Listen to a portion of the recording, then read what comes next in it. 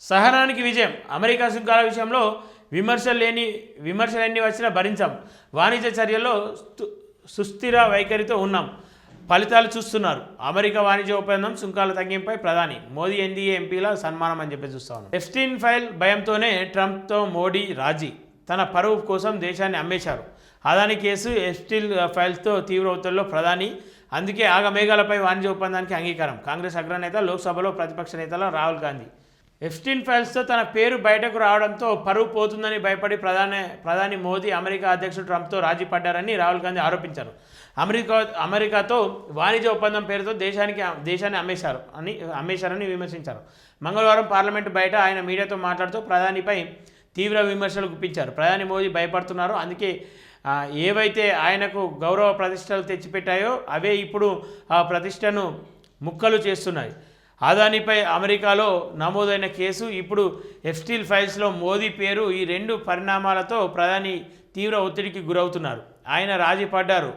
మోదీ భయపడుతున్నారు. కాబట్టి కొన్ని నెలలుగా పెండింగ్లో ఉన్న అమెరికా భారత్ వాణిజ్య ఒప్పందంపై ఆగమేఘాల మీద సంతకం చేసి భారతీయుల కష్టార్జితాన్ని అమెరికాకు అమ్మేశారు కానీ రాహుల్ గాంధీ విమర్శించారు.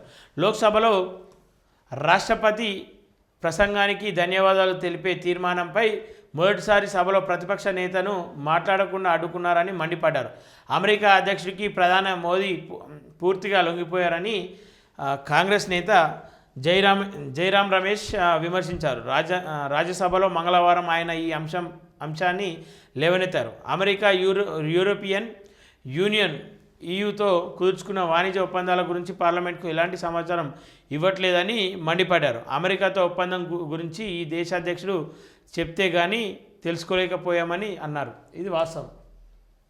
మరి ఎందుకని చెప్పేసి నరేంద్ర మోడీ స్వయంగా ప్రకటించలేకపోయిండు. ఆయన ట్విట్టర్ ద్వారానో లేదంటే ఇంకొక ద్వారానో ఆయన ట్వీట్ చేస్తే తప్ప ఈ దేశంలో ఏం జరుగుతూ ఉంది, ఎట్లాంటి ఒప్పందాలు జరుగుతూ ఉన్నాయని చెప్పేసి కనీసం సరే ప్రజలకు తెలియకపోతే తెలిసిపోయింది. ప్రతిపక్షాలకైనా తెలపాల్సిన బాధ్యత ఉంది కదా. మరి అది లేదు, ఇది లేదు.